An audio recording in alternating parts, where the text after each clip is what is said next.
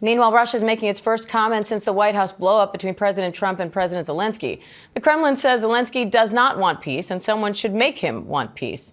This comes after Putin's spokesperson told a state TV reporter the Trump administration is rapidly changing U.S. foreign policy and it is now, quote, largely in line with our vision.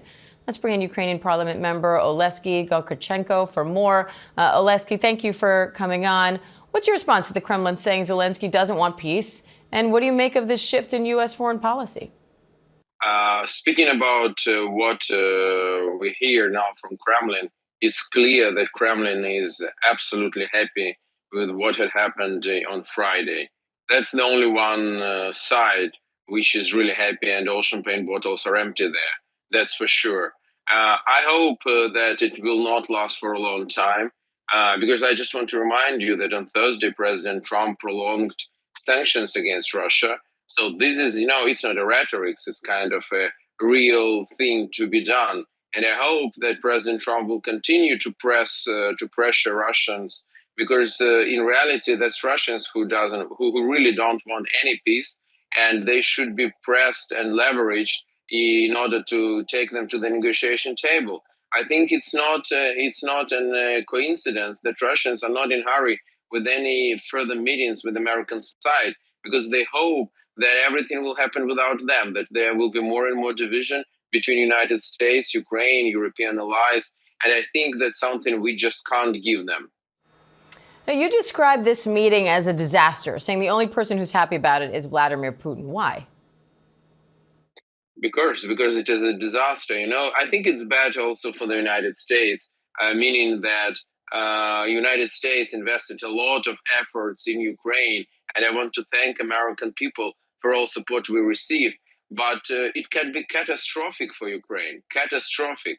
With all respect to Europe, they just can't replace United States military support to Ukraine. And we clearly understand this. So we need United States in this war. We need efforts of President Trump to give us peace.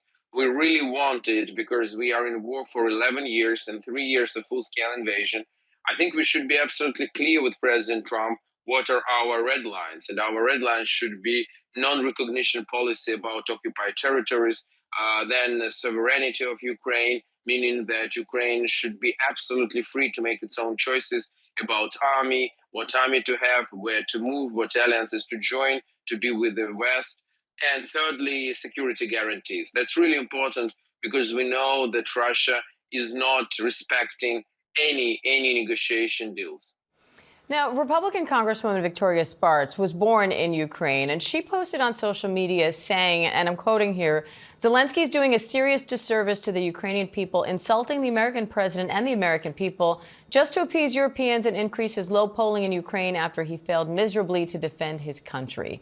Do you think Zelenskyy should have handled that meeting differently? I think he should. I think he should handle it differently. I don't want it. It's a psychological thing. We all are here under stress. Believe me, when your people around you are dying every day, it's a lot of responsibility on his shoulders. But his aim of coming to the United States and to White House was definitely not to argue with President Trump and not to do it before the cameras, for sure. But it happened what had happened. I think we should go out of these rubbles. We should go out of this crisis. I hope European leaders can help us. I believe that the essential things has not changed. We need peace. United States is able to give us peace. United States is on the side of international law, which is violated by Russia.